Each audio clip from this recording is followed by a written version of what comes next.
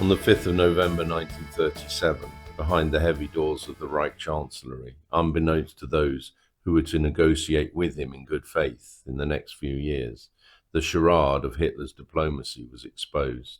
At this secret meeting, all recorded by Colonel Friedrich Hossbach, whose notes, the Hossbach Memorandum, were later found by Allied historians, Hitler laid out to his top military commanders his plans for Lebensraum, living space, for the German people in the East. This memorandum revealed that the Nazis were not seeking to just right the wrongs of Versailles, but rather were trying to conquer the future, taking as much land as possible before war, probably in 1940, became inevitable. In March 1936, German boots marched into the demilitarized Rhineland, the first land grab in the road to war, with the French army, very much a superior force there at the time, standing aside as their government in Paris watched on, paralyzed by indecision. As the Rhineland was fortified and the world looked away from fascist successes in Spain and elsewhere, the democracies, led by the appeasers in London and Paris, still fighting the ghosts of 1918, seemed to ignore the dictators' clear priority to expand their machines of war. In Europe, the end of 1937 came and went quietly enough. The same cannot be said for the Far East, where tension between China and Japan in Manchuria finally exploded into full-scale war. The Japanese army, as a result, swept south with terrifying speed, capturing Beijing and then Shanghai within months.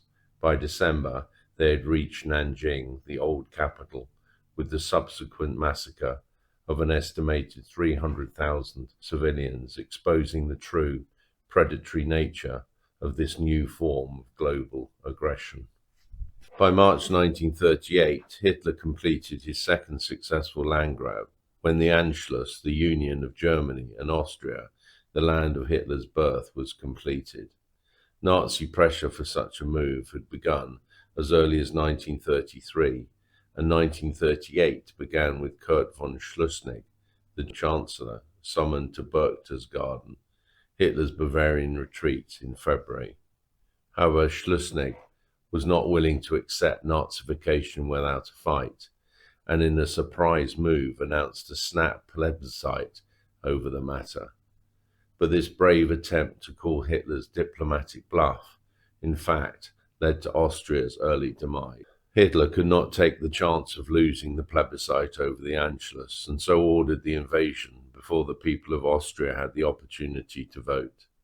When German tanks crossed the border on the 12th of March, they were greeted by a staged spectacle of flowers and flags, with a well-organized democracy of nearly 7 million people dismantled in a single weekend. Austria was absorbed into the Reich, its territory reorganized into 7 administrative districts called Reichsgau. Hitler had gambled that the West would again vacillate over the sovereignty of a neighbor, and he was again proved right, as another piece of the Nazi jigsaw fell into place. In the summer of 1938, with Germany growing more confident and ambitious, Europe was plunged once again into crisis. This was over Hitler's plans for a third land grab, this time in the Sudetenland, the region of Czechoslovakia bordering Austria and Germany, in which 3.5 million ethnic Germans lived. Czechoslovakia was a state created by the Treaty of Versailles and a member of the League of Nations, but it was also central to Hitler's ambitions for Lebensraum, Germany's eastward expansion. As the crisis unfolded, and with war imminent, Neville Chamberlain, the British Prime Minister, was to make his most public commitment to appeasement thus far, when he flew to Germany on the 15th of September to meet with Hitler at the latter's Bavarian mountain retreat. On the 21st of September 1938, in the late afternoon, after hours of last-minute bargaining, Beneš reluctantly accepted a compromise Anglo-French proposal that had been thrashed out after a week of intense diplomacy, despite severe reservations that it would leave his country defenseless. But after a further meeting at Godesberg on the Rhineland the following day, Hitler told Chamberlain, who had flown out to Germany thinking that he had a done deal, that his demands had increased. His intention now was a military occupation of the whole of Sudetenland the following week, a revelation that led to the full mobilization of Czechoslovakia's armed forces. With Europe on the brink and aghast at Hitler's brinkmanship, Chamberlain, perhaps remembering the mistakes of the summer of 1914, when mobilization ran ahead of diplomacy, persuaded Mussolini, who he also knew was unprepared to war, to intervene.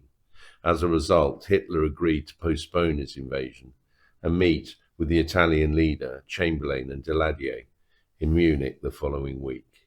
Czechoslovakia itself and the USSR, its other main ally, were not invited.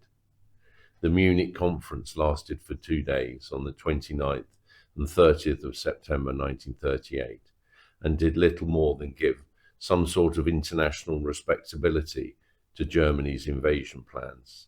The Sudetenland was handed to Germany, with 1/3 of its population and 70% of its industry surrendered to the Nazis.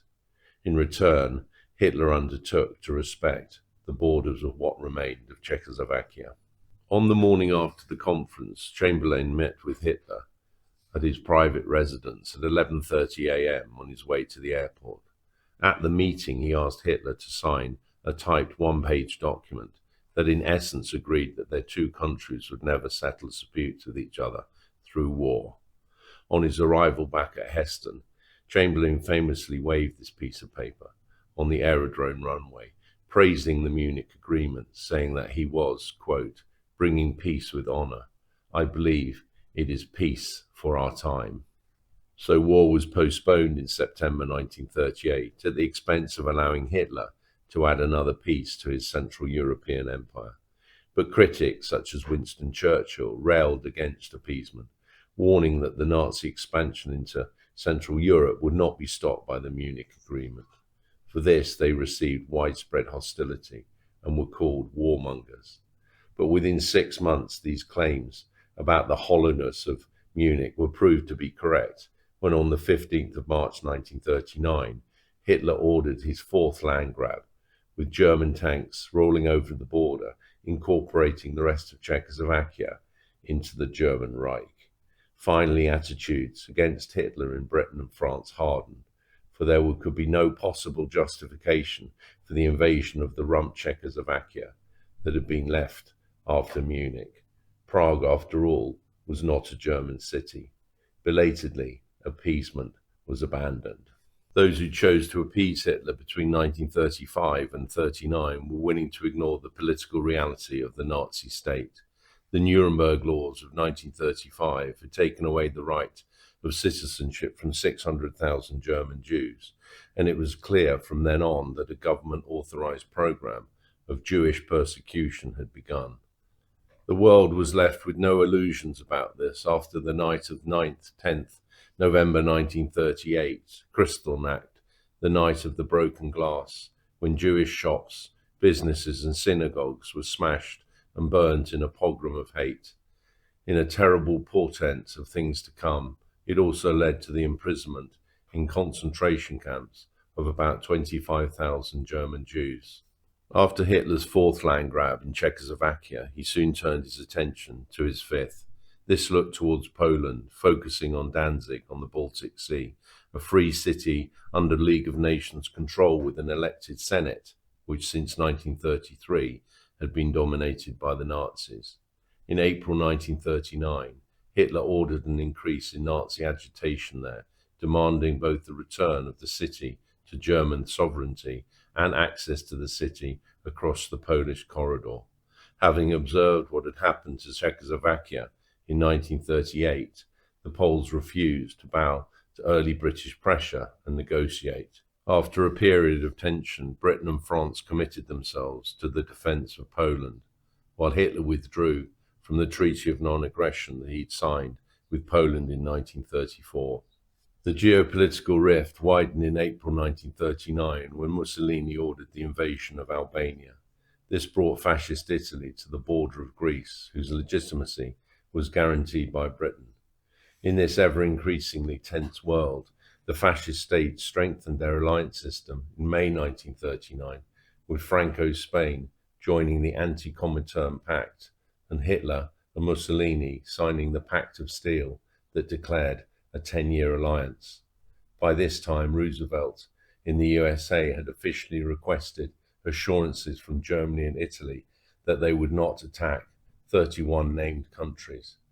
In Britain, the government announced limited military conscription. This in turn led to the German denunciation of the 1935 Anglo-German Naval Agreement.